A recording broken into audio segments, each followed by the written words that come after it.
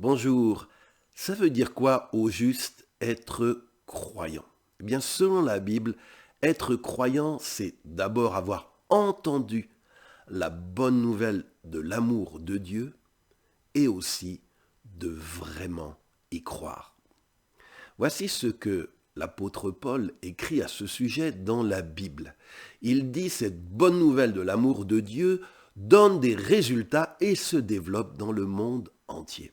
En effet, depuis la venue de Jésus, la bonne nouvelle de l'amour de Dieu est annoncée partout dans le monde.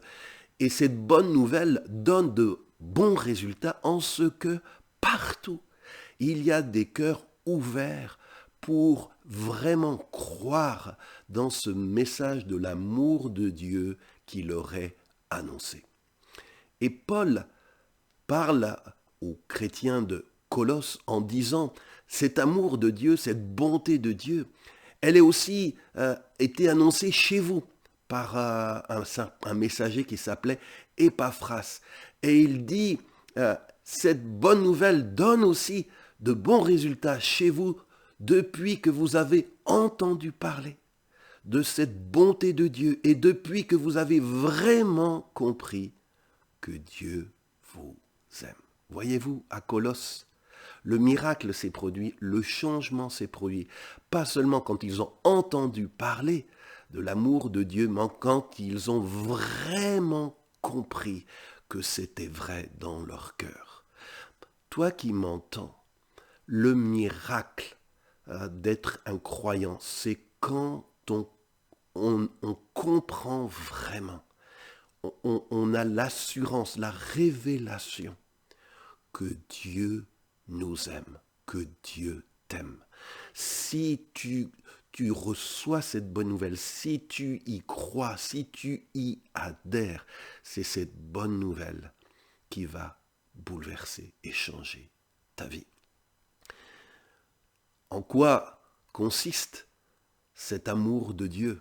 Eh bien, cet amour de Dieu, la Bible nous dit qu'il consiste en ce que, bien que autrefois, nous soyons ennemis de Dieu parce que nous pensions à faire le mal et nous le faisions, eh bien Dieu se propose de nous réconcilier avec lui, c'est-à-dire effacer notre dette, effacer nos fautes, effacer nos péchés, effacer toutes ces mauvaises paroles, ces mauvais choix, ces mauvaises décisions que nous avons prises et qui nous rendent coupables devant ses yeux.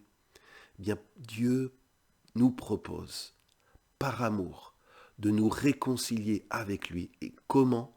Par la mort de son Fils qui a souffert dans son corps humain. Oui, Jésus a souffert sur la croix.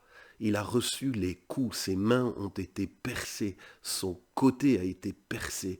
Par amour pour nous, il a payé le prix que nous devions payer à la justice de Dieu. Parce que Dieu est bon, parce que Dieu t'aime, il a pourvu que quelqu'un t'acquitte de ta dette si tu veux faire la paix avec Dieu. Et quand on croit vraiment dans cet amour de Dieu, quand on croit vraiment que Jésus a donné sa vie sur la croix pour nos péchés, alors nous pouvons nous présenter devant Dieu en étant saints, purs et sans faute. Le sang de Jésus nous purifie de tout péché.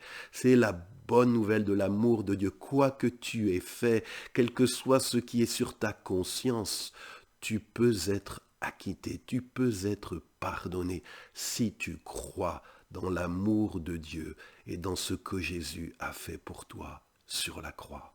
Par ce Fils, dit Paul, nous sommes libérés et nos péchés sont pardonnés.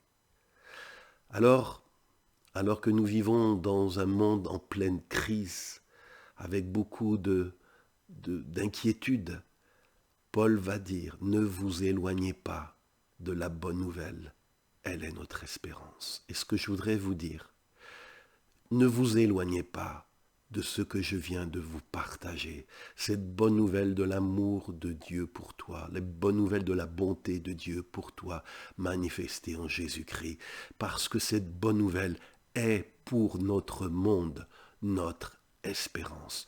En dehors de cette bonne nouvelle, il n'y a pas d'espérance qui dure. L'homme, depuis des milliers d'années, essaye de rendre un monde meilleur sans y parvenir. Mais Dieu peut changer ton cœur et ta vie si tu deviens un vrai croyant, quelqu'un qui reçoit, qui accueille l'amour de Dieu et laisse cet amour te transformer. Sois béni et je vous donne rendez-vous à vendredi prochain pour un nouveau partage.